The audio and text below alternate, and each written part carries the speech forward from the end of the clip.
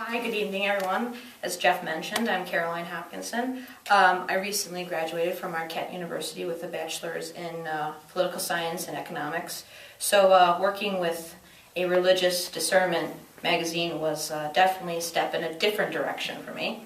I had intended to go to Washington and work on the Hill and do all that. So when I got this job, it was kind of an eye-opening experience for me.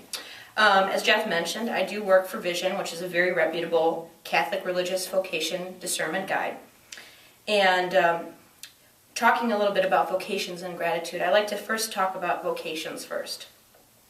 Vocations are truly important components of each of our lives. Any vocation we take is a spiritual one. And taken directly from our magazine, I'd like to read just a little something about a vocation. A vocation is not only something that's given to us. We receive it. It is also something we give freely to God and to others. So when we look at a vocation and we think about it like that, each of our vocations is a spiritual one, be it married life, single life, or even religious life. But then we also have to carry this on to our professional life. And we're called to uphold the values of each of these particular vocations. The same, as I mentioned, is true in each of our professions. What we do, how we hold ourselves up, the values that we work off of and live by. These things not only coordinate with our spiritual life, but also our professional life. And this is something I learned while working on an article for Vision, writing about the Sisters of St. Joseph. My article will be published in the upcoming issue of Vision this July, and I'm very excited about it. So I will send many copies to St. Paul of the Cross, and hopefully you pick one up. I had an opportunity to live with the Sisters of St. Joseph in Rochester for a week, working their volunteer corps program in various ministries that focused on education, healthcare, and community outreach and service. The Sisters of St. Joseph are truly the social safety net for the people of Rochester. If the sisters had not established these ministries, Rochester would be very, very poor and much worse off than they are. My experience in Rochester allowed me to really understand the true value of gratitude and its importance in my own life. I never fully grasped this idea or concept until I was actually out working at these various sites. While working at each site, there were little moments when I realized or saw a form of appreciation take place. Each of these moments were brief, but they allowed me to get a glimpse of what I was truly thankful for in my own life. It was at the soup kitchen when a little girl came up to me and thanked me for giving her a box of food. There couldn't have been more than $30 worth of groceries in that box, but she came up and she said, "Thank you." And she said, "Thanks for putting those cookies in my box too." We take for granted how lucky we are to have food on our tables and in our fridges every single night and every single day. I'm truly blessed to have never felt hungry. It was at the daycare when I met Joseph, a 2-year-old boy who's blind and has terrible heart problems. He spent his whole day smiling and laughing and enjoying the fact that he was alive, able to listen to his little boombox play country music without a care in the world. We take for granted how lucky we are to be healthy, both mentally and physically. I'm so thankful that each day I can get up and not have to worry about any medical problems or issues. There was a little girl in a grade school, skipping down the hall, smiling at the fact that she was able to go to school and be safe. We take for granted living in our area, living in the community, that we don't have to worry about being unsafe. Or was a little girl that we brought home from Nativity Prep, who we had to actually drive home because her neighborhoods were so unsafe to walk through, and she had a fear of being shot. We take for granted the ability to go outside and play and enjoy life without fear. Each of these moments were little joys in my life. Seeing people with virtually nothing appreciate everything that's been given to them. So how can we learn from them? The biggest takeaway from this experience is how fortunate and blessed I am. For most of my life, I have taken this for granted.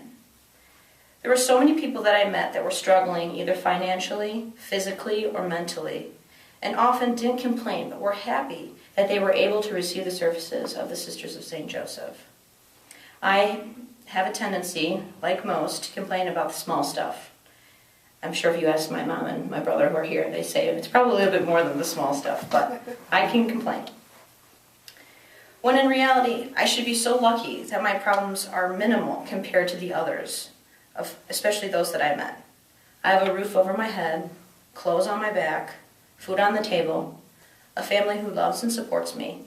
I have my health and I have my education. What more could I ask for? I've been given the ability by God to go out and to use my gifts to help those in need. After this amazing experience, I realized how important it is to help those in need, to help the poor, the sick, the lonely, the hungry, and the naked, because that's exactly what Jesus did. And he never once questioned his ministry. From my experience, I learned to be grateful for my gifts, but also to use them to help people as often and as best as I can. Briefly, I'd like to share with you a short statement made by Father Pedro Rupe, a Jesuit priest. Nothing is more practical than finding God, that is, falling in love in a quite absolute, final way. What are you in love with? What seizes your imagination?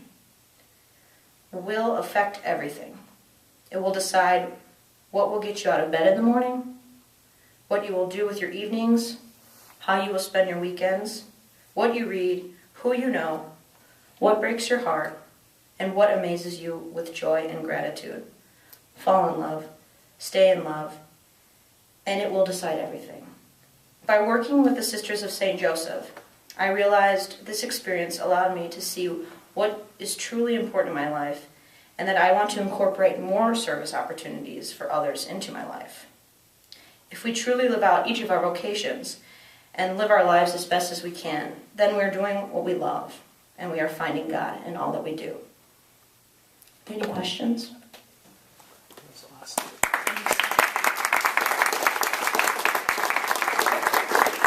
I've got a question. Sure. So, how did you decide that you, instead of writing about this, you wanted to go experience it? And when was it hard to get your editors to go along with that and that kind of thing? They were actually excited because I'm the youngest person in my office, so they were like, oh yeah, go for it. But I actually was at a youth conference down in Indianapolis, and I was approached by Sister Donna Del Santo, who is one of the founders of the volunteer corps out in Rochester. And she had said to me, oh, I just emailed Patrice. We're coming up with putting an article together about our volunteer corps program, and I was trying to get some ideas about what she wanted us to write about, what kind of things we wanted to mention, and all this and that. And I kind of thought about it, and I said, well, I think it would be really, really good to send someone out there and live through the experience and write about it, kind of journal and blog, and we'd publish your article, but then that could be an additional feature, either in our online edition or in the magazine itself. And she said, oh, that's a great idea. Why don't you do it? So I talked to my boss, and she was very excited about it. So it actually has been a very good experience for me to go do it. It was actually one of my first trips reporting and writing, so it was a great opportunity, and I was really excited to be in Rochester and the people that I worked with. I was out there with a group from Carroll College out in Montana, and they were just a pleasure to be with. They really kind of took me under their wing and incorporated me into the whole atmosphere of service and faith and all that. So it was really a great experience. Sure. Any other questions?